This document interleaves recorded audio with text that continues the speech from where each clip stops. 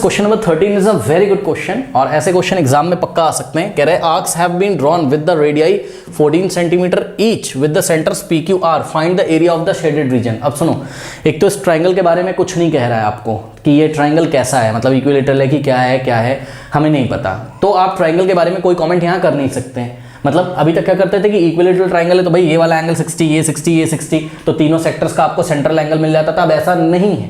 तो यहां पर बच्चों एक आर्क जो फिगर बनाया हुआ आपकी बुक में वो मैं आपको दिखा रहा हूं। तो एक आर्क ऐसे लगाया हुआ है, करेक्ट, और एक आर्क ऐसे लगा हुआ है। P को सेंटर मान के ये वाला आर्क, Q को सेंटर मान के ये आर्क और R को सेंटर अज्यूम करके ये वाला आर्क, ये तीन आर्क आपके लगाए हुए हैं। अब खास बात क्या है, कह रहा है कि विद रेडियाई 14 सेंटीमीटर ईच, मतलब ये बहुत बढ़िया दे दिया है। इससे हमें हिंट मिल जा रहा है कि भाई देखो ये रेडियाई भी कितना हो गया 14, ये रेडियाई भी कितना हो गया 14 और ये भी कितना हो गया 14, ठीक है। तो ये 14 के हैं, यानी कि एक बात तो पता चल रही है कि हाँ भाई चलो कम से कम सभी सेक्टर्स के रेडियस तो क्या है सेम। एंगल के बारे में आप कुछ नहीं कह सकते ना, क्योंकि अगर ये इक्विलेटरल ट्राइंगल होता ना तब तो हम बोलते ना कि ये 60, ये 60, ये 60, बट अभी ऐसा नहीं है। बात समझ में आएगी नहीं। तो ये वाले एंगल को हमने θ1 अज्यूम करना है और ये वाले एंगल को हमने θ2 अज्यूम करना है और ये वाले एंगल को हमने θ3 अज्यूम करना है, ठीक है। एंगल के नाम रख दिए बच्चों, बस और कुछ नहीं, यहाँ दिख नहीं रहा है तो ये θ3, करेक्ट। अब area of the shaded reason निकालना है। शेड उन्होंने किसको किया है देख लीजिए, ये शेड किया है एक तो, ठीक, और ये शेड किया है और एक ये शेड किया है, ठीक है। तो करना कुछ नहीं बच्चों, यहाँ पे 3 सेक्टर्स बन रहे हैं आपके। ये वाले सेक्टर का नाम आपने बोल दिया भाई सेक्टर फर्स्ट, ये वाले सेक्टर का नाम आपने बोल दिया क्या सेक्टर सेकंड, और ये वाले सेक्टर का नाम आपने बोल दिया क्या sector third, correct.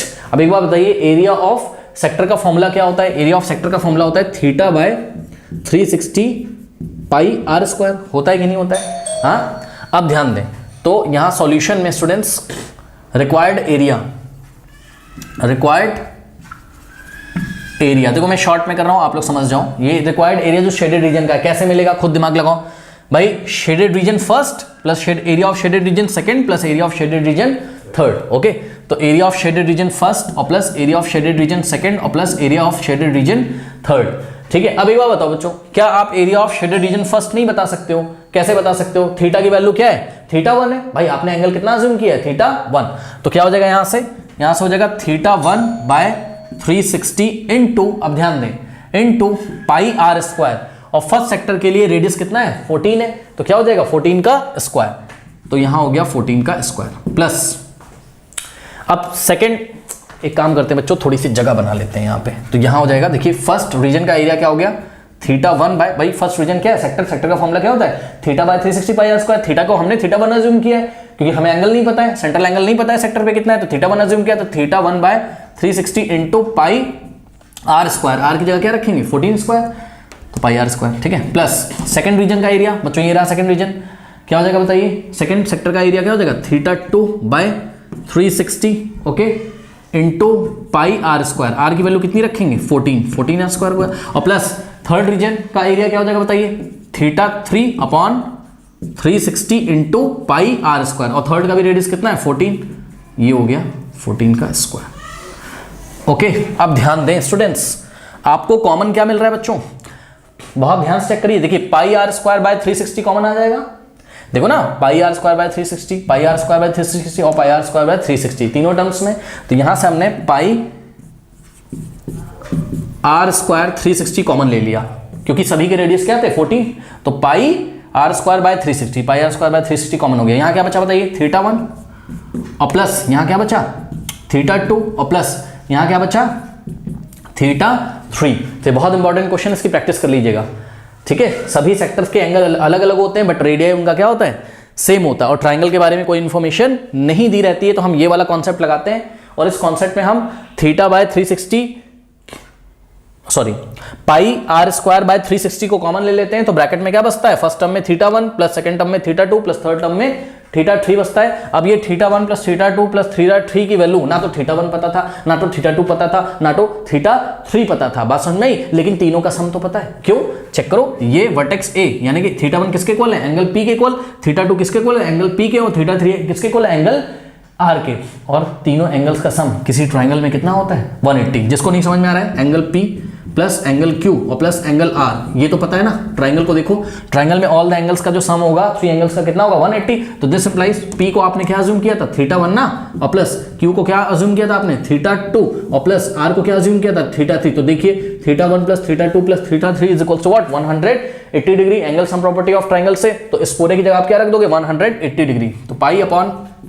360 into r square यानी कि 14 स्क्वायर इंटू ये पूरा कितना हो गया सम 180। बताइए कोई डाउट है? तो ऐसे करके हम इसको सॉल्व करते हैं। कोई डाउट है बताइए? तो बच्चों इसको ध्यान रखिएगा, ये बहुत इंपॉर्टेंट कॉन्सेप्ट। अब इसमें खास बात यह है कि अगर आपको ओनली दिस सेक्टर का एरिया पूछ लेता आप नहीं बता पाओगे, क्योंकि θ1 नहीं पता है और वो पता भी नहीं चल पाएगा आपको, θ2 भी नहीं पता क्योंकि इन्फॉर्मेशन ही नहीं है। तो क्या हुआ, θ1 प्लस θ2 प्लस θ3 तो पता है, तो तीनों का सम तो आ जाएगा, बट अलग अलग सेक्टर का एरिया निकालना पॉसिबल नहीं है, क्योंकि θ1 θ2 θ3 किसी भी मेथड से पता नहीं चलेगा। ओके, तो कोई बात नहीं, हमें तो तीनों का सम पूछा था, यानी कि एरिया ऑफ शेडेड रीजन पूछा था। अब इसको बच्चों हम लोग को बस कुछ नहीं करना है, इसको कर लेना है हम लोग को सॉल्व। तो देखते हैं कैसे सॉल्व होगा। क्या इन्होंने बच्चों पाई की कुछ वैल्यू दी हुई है? नहीं दी। और जब नहीं देते हैं तो हम कितना लेंगे 22/7। क्यों लेंगे सर इस बार 22/7? क्योंकि 14 है, कटने की संभावना है, ठीक है ना। तो देखते हैं पहले, देखिए ये 0 से 0 गया, 18 1 जा और 18 2 जा, इतना आ गया। तो यहां से आ गया, क्या आ गया बताइए, π/2 इंटू 14 का स्क्वायर मीन्स 14 इंटू 14 आ गया। ओके, अब देखिए 2 1 जा और 2 7 जा, तो नेक्स्ट स्टेप में आपके पास आ जाएगा π/7 इंटू 14। और नेक्स्ट स्टेप में पाई का वैल्यू कितना रखेंगे 22/7 इंटू 7 इंटू 14। तो ये 7 से 7 चला गया आपका, और 22 इंटू 14 कितना आ जाएगा, ये मेरे ख्याल से 308 आ जाएगा क्या? हाँ, 10 प्लस 14 कितना आ जाएगा 220 और प्लस देखो 22 इंटू 14 को क्या लिखा मैंने 10 प्लस 4।